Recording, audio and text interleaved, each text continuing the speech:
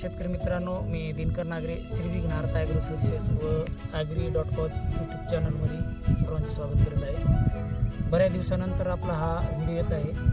तर आज मी हळदीच्या प्लॉटवर सध्या बसलेलो आहे. तर ह्या हळदीच्या प्लॉटला जवळपास 15 दिवस व्हायले आणि कोमाची सुरुवात झालेली आहे, पण काहीचं जर्मिनेशन वगैरे बाकी आहे. तर ते पण एक 7-8 दिवसात होईल. परंतु जी काही सुरुवातीला ड्रेंचिंग राहते, कोणी ह्युमिक ॲसिड देतं, मायक्रोरायझा देतं, त्याच्या जे कॉम्बिनेशन आहे त्याच्यामधलं एक मायक्रोरायझा खूप महत्त्वाचा घटक आहे, जे की जैविक शेतीमधलं खूप मोठं वरदान आहे मायक्रोरायझाचं. जे पहिल्या काळामध्ये मायक्रोरायझाची संख्या ही आपल्या जमिनीमध्ये भरपूर असायची, परंतु रासायनिक खताचा आणि केमिकलचा अति भडीमार झाल्यामुळं ती संख्या थोडी लुप्त झाली. त्याच्यामुळं मार्केटमध्ये मायक्रोरायझा हा शास्त्रज्ञाला उपलब्ध करून देण्यासाठी भाग पाडले. त्याच्यामध्ये आता एक RFM नावाचा प्रोडक्ट आहे, जो की मायक्रोरायझा बेस आहे. कॅरियर त्याचं ह्युमिक ॲसिड आहे. तर याचं सगळ्यात मेन गोष्ट अशी आहे की जे काही मायक्रोरायझाचं शेतकऱ्याला जे की मेळ लागत नाही की बाबा याच्यामध्ये नेमकं आहे काय, काम कसं करतं काय, तर हे सविस्तर मी तुम्हाला थोडक्यात सांगणार आहे.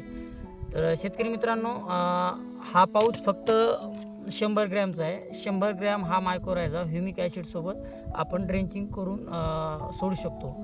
परंतु आता मायक्रोरायझा म्हणजे काय, तर मायक्रोरायझा एक अशी बुरशी आहे की ती म्हणजे वनस्पतीच्या जे काही मूळ राहते किंवा पूर्ण खोड राहतं त्याच्या कॉन्टॅक्टमध्ये आली, ओलावा वगैरे आला, त्याच्यानंतर ती त्याच्याकडून साखर घेत असते ते जगण्यासाठी, आणि त्या बदल्यात जे जमिनीमधील आपलं फॉस्फरस आणि झिंक राहतं तर ते झिंक ते प्रोव्हाइड करते.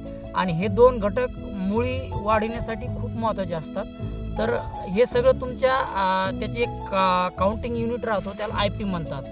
तर IP हा युनिट खूप महत्त्वाचा राहतो, कारण IP म्हणजे याचा लॉंग फॉर्म असा आहे की इनॉक्युलम पोटेन्शियल. इनॉक्युलम पोटेन्शियल म्हणजे काय की त्याची जी व्यवहार, त्या मायक्रोरायझाचा व्यवहार कसा आहे आणि ते संसर्ग ती कॉलनी किती तयार करतं, तर ते IP मध्ये मोजलं जातं. तर स्टँडर्ड IP जर म्हणलं मार्केटमध्ये तर हे 6 लाख याच्यावर दिलेलं आहे. 6 लाख जे आहे तर हे IP युनिट आहे. तर हे पर ग्रॅम आहे.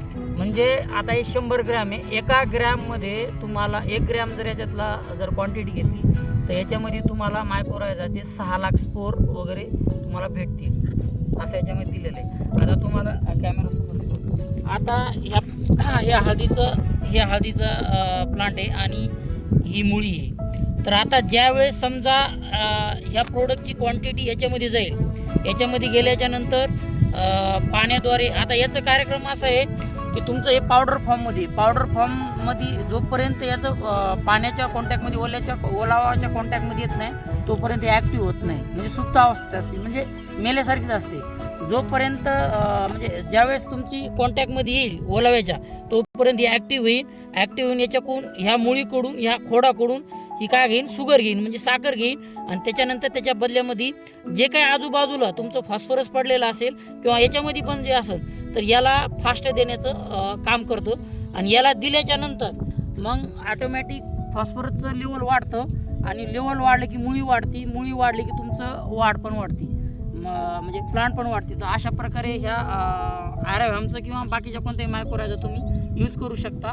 तर अशा प्रकारे ही थोडक्यात माहिती दिली. माहिती कशी वाटली ते कमेंटमध्ये सांगा.